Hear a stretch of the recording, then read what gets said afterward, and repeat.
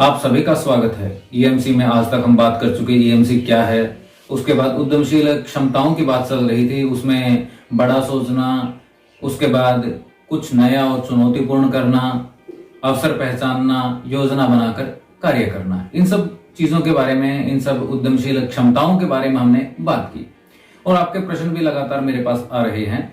उन सारी बातों के मद्देनजर, उन सारे प्रश्नों के मद्देनजर जो बात करना जरूरी है वो वहीं से एक बार शुरू करेंगे। उसके बाद फिर आज की उद्यमशील क्षमता के बारे में आपसे बात करूंगा। देखिए, आप सबने योजना बना ली है, पर बार बार मैं पिछले वीडियोस में आपसे कहता रहा हूं, आप सबने लक्ष्य तो रख लिया है, बड़ा सोचने का काम तो आपने कर लिया है, पर जो योजना बनाकर कार्य करना है उसके ऊपर काम आपने अभी शुरू नहीं किया है, या मैं ये समझ रहा हूं कि आप उस बात को समझ नहीं पाए हैं।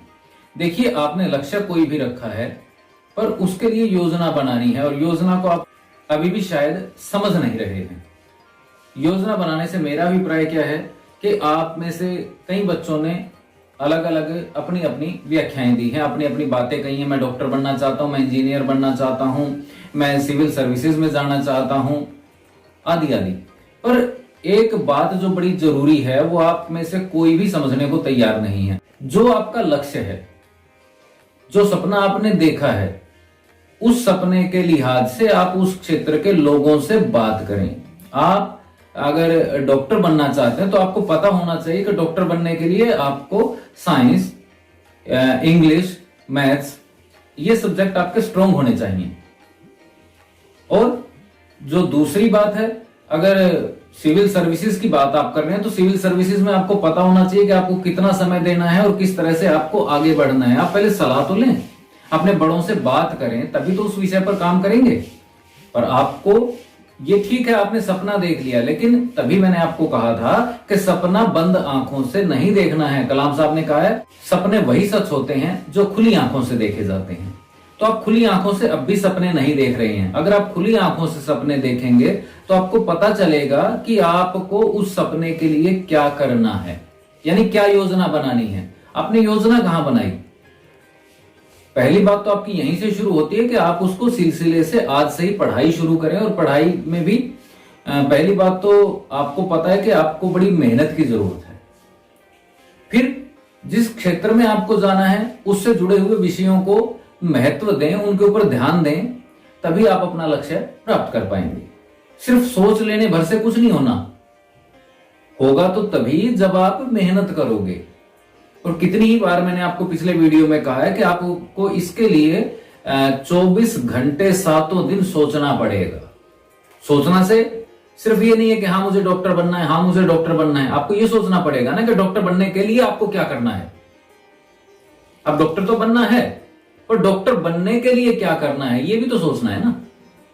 उसके ऊपर काम शुरू कीजिए, और जो करना है तो उसको करना शुरू कीजिए। मैं फिर दोहरा रहा हूं, हमने निर्णय लिया हमें डॉक्टर बनना है, पर डॉक्टर बनने के लिए हमें क्या करना है और करने के लिए हमने क्या शुरू किया है। जो हमें करना है उसमें हमने किस चीज से अपनी शुरुआत की है, तभी हम अपने लक्ष्य तक पहुंच पाएंगे ना, तभी अपने सपने को पूरा कर पाएंगे। तो इसलिए योजना बना करके कार्य करना बड़ा जरूरी है। अपने सपने के बारे में सोचें और उसकी एक योजना बनाएं, किस तरह से आप अपने सपने को प्राप्त कर सकते हैं। जब आपको उसके बारे में पता ही नहीं है, सिर्फ ये सोच लेने भर से कि हाँ मुझे ये काम करना है, वो काम नहीं होगा। अब अगली उद्यमशील क्षमता के बारे में बात करते हैं, गिरकर संभलना। आपने योजना बनाई, लेकिन उसके बाद भी आप अपने काम में सफल नहीं हो पा रहे हैं। बात बड़ी योजना की नहीं है, बड़े लक्ष्य की मैं बात नहीं कर रहा हूं। दो चीजें होती हैं, एक लक्ष्य और दूसरा उद्देश्य। लक्ष्य तो वो जैसा आपने निर्धारित कर लिया कि आपको डॉक्टर बनना है, आपको इंजीनियर बनना है, आपको सिविल सर्विसेज में जाना है, आपको नर्स बनना है, या आपको आर्मी में जाना है। लेकिन उसके उद्देश्य आपके क्या हो जाते हैं कि उसके लिए पहले आपको 10वीं 12वीं पास करनी पड़ेगी, और फिर यह भी देखना पड़ेगा किन विषयों से आपको पास करनी है, कितने अंकों में पास करनी है। तो वो आपके उद्देश्य हैं उस लक्ष्य तक पहुंचाने के, और उनमें आप कितने सफल हो रहे हैं। अब आपको अगर नॉन मेडिकल करनी है, आपको साइंस की लाइन में जाना है, आगे डॉक्टर बनना है तो मेडिकल में जाना पड़ेगा, तो ये सारी बातें आपको पहले से पता होनी चाहिए और फिर ये भी पता होना चाहिए कि वहां आपको अंक चाहिए। जो आपके लक्ष्य से संबंधित विषय हैं उसमें आपको अच्छे अंक चाहिए।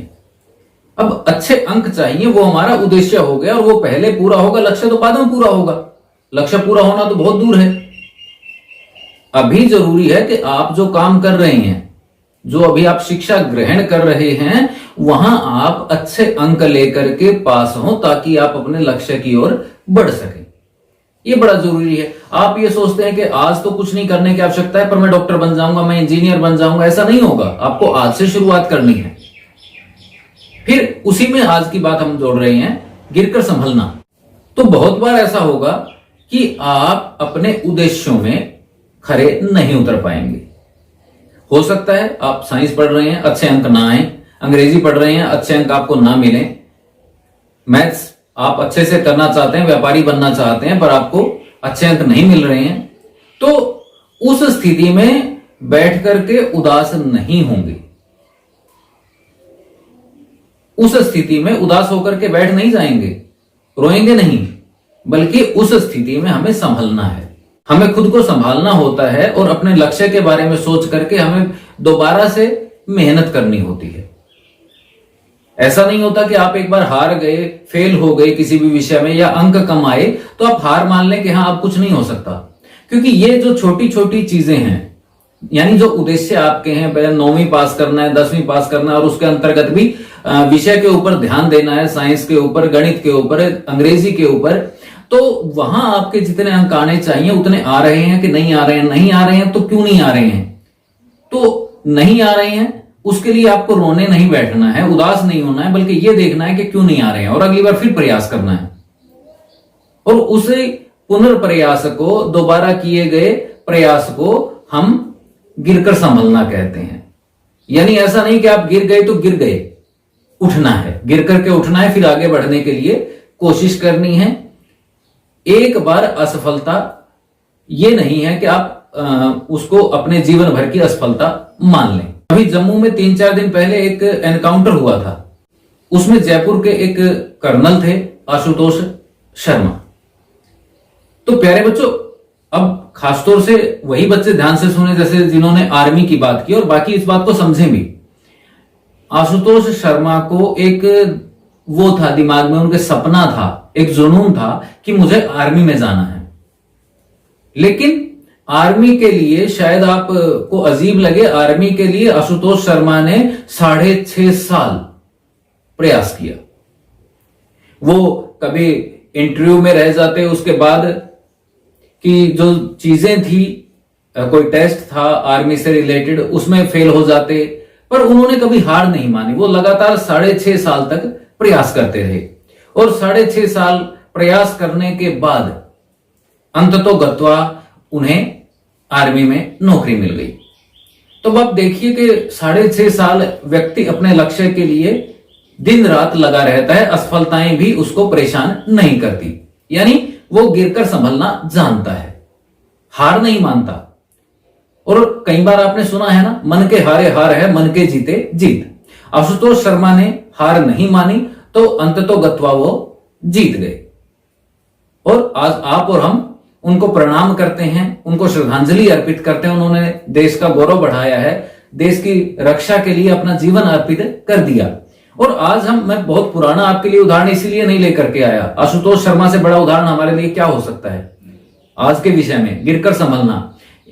कर्नल साहब 6.5 साल आर्मी में भर्ती होने के लिए मेहनत करते रहे, बेशक वो बीच में असफल होते रहे, और असफल भी 1-2 बार नहीं, 6.5 साल कितने मौके उनको मिले, पर उन्होंने हार नहीं मानी। वो गिरकर संभलना जानते थे।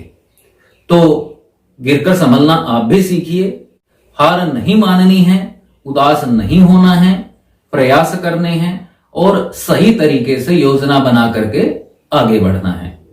शुभकामनाएं।